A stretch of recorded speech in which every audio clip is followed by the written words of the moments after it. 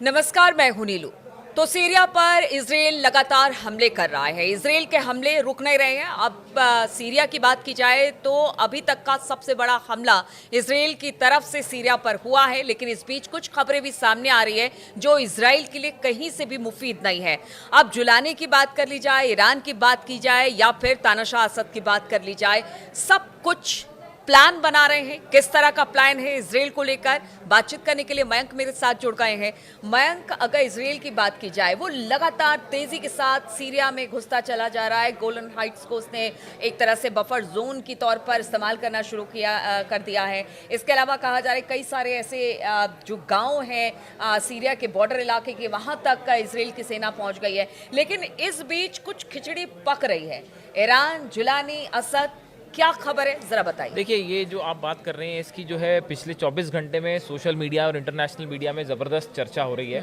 इसकी तीन वजह है। हम तीन लोगों की बात करेंगे। एक जुलानी की तरफ से कुछ नए बयान सामने आए हैं, ईरान की तरफ से रिएक्शन सामने आया है और बशर अल असद की तरफ से भी पहली बार जो है वो रिएक्शन सामने आया है। अगर हम ईरान की बात करते हैं, देखिए ईरान के जो कमांडर हैं हुसैन सलामी, इनकी तरफ से एक बयान आया है। जिस तरह से इजराइल सीरिया में अटैक कर रहा है, उसके बाद ईरान की तरफ से हुसैन सलामी कह रहे हैं कि हम इजराइल को सीरिया की ज़मीन में दफन कर देंगे। ये एक प्रकार की धमकी उनकी तरफ से आई है।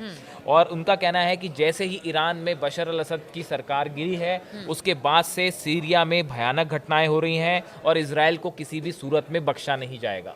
ये बयान ईरान की तरफ से आया है। जो हुसैन सलामी है, जो खमेनी के बेहद करीबी माने जाते हैं, उनकी तरफ से ये बयान आया है। और इसकी बड़ी वजह, इस बयान की बड़ी वजह है जो तारतूस में इजराइल ने नया हमला किया है।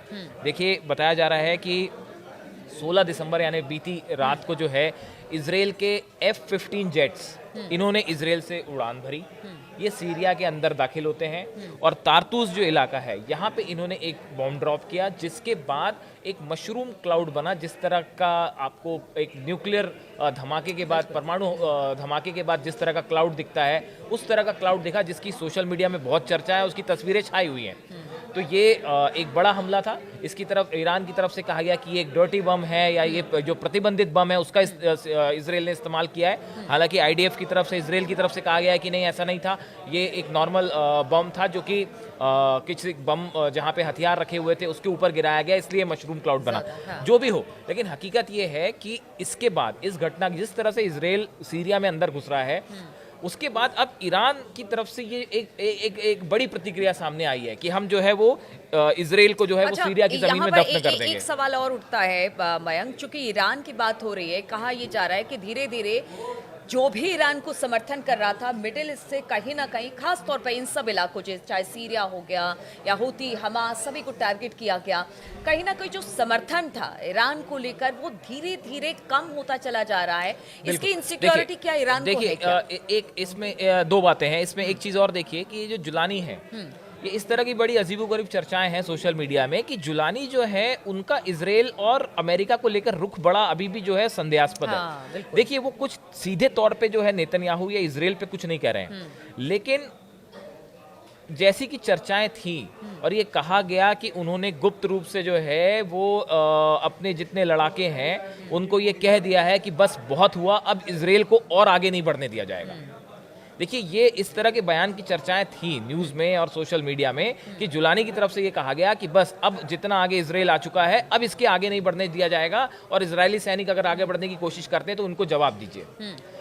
अभी जुलानी की तरफ से इस तरह की बातें जो है संकेत सामने आए, उसके बाद नेतन्याहू की तरफ से एक बयान सामने आया और उन्होंने ये इशारा किया है कि भाई वो जुलानी के साथ एक प्रकार का समझौता करके कुछ सरकार फॉर्मेशन के लिए तैयार हैं। कि जुलानी इस मौके को, सीरिया में जिस तरह के हालात है, कहीं ऐसा ना हो असद आ जाए, उससे पहले जुलानी वहां पर चाहते हैं कि सेटल हो जाए। देखिए, जुलानी के पास जो है वो काफी बड़ी फोर्सेस हैं, 80,000 लड़ाके आसपास जो बोले जाते हैं उनके हैं, जो कि दमिश्क और उसके आसपास उनका अच्छा खासा होल्ड है। और ये बात नेतन्याहू भी समझते हैं कि अगर सीधा कन्फ्रंटेशन हो जाएगा जुलानी के साथ तो मुश्किल हो जाएगी, क्योंकि उसके बाद आप बस एयर स्ट्राइक कर सकते हैं, ठीक है, नुकसान पहुंचा सकते हैं, लेकिन जब ग्राउंड लड़ाई होती है तो देखिए ग्राउंड लड़ाई में हमेशा जो है वो सामने वाली फोर्सेस भारी पड़ती हैं, क्योंकि आप उसकी कंट्री में लड़ रहे हैं। तो देखिए, जुलानी का रुख भी जो है, हम बार बार ये कह रहे हैं कि बहुत महत्वपूर्ण है। अगर वो इजराइल के खिलाफ हो जाते हैं, हालांकि अभी तक ऐसी भी चर्चाएं होती हैं कि वो मोसाद के जो एजेंट हैं और इजराइल के ही समर्थक हाँ, हैं। बिल्कुल। ठीक है, हो सकता है, कुछ भी हो सकता है, लेकिन जो है अब स्थिति ऐसी हो गई है कि इजराइल दमिश्क के करीब पहुंच चुका है। तो अगला हमला या आगे बढ़ना क्या दमिश्क पे कब्जा होगा?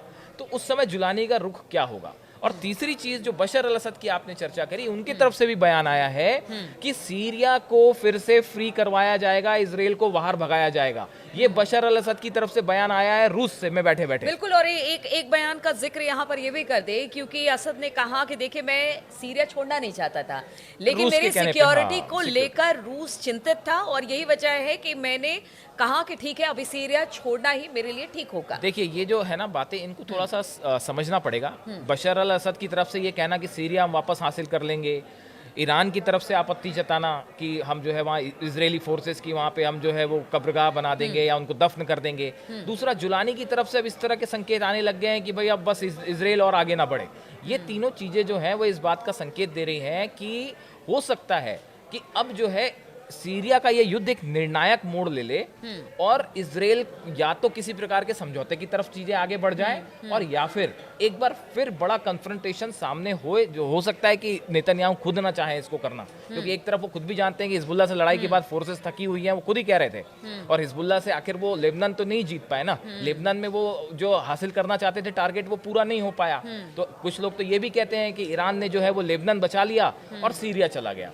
और उसके बाद ये सीज फायर को लेकर जो हम बार बार कह रहे हैं कि क्या ये किसी तरह की अंडरस्टैंडिंग थी कि भाई लेबनान छोड़ दीजिए। और अंडरस्टैंडिंग इस बात को भी लेकर मयंक कि जिस तरह से जुलानी से बात हो रही है कि नेतन्याहू और उनके बीच में कुछ खिचड़ी पक गई है, तो क्या उनको लगा कि लेबनान छोड़ना ज्यादा सही रहेगा, यहाँ पर मैं चीजों को मैनेज कर लूंगा? हाँ, अब देखिए क्या है कि इस पूरे इलाके में इतने सारे प्रॉक्सी संगठन ऑर्गेनाइजेशंस काम कर रहे हैं। ऐसी स्थिति में इजराइल के लिए भी ये बहुत आसान नहीं है कि सीरिया पे जाके अपनी सेना लेके बैठ जाए और वहां पे लंबे समय तक कब्जा रखें।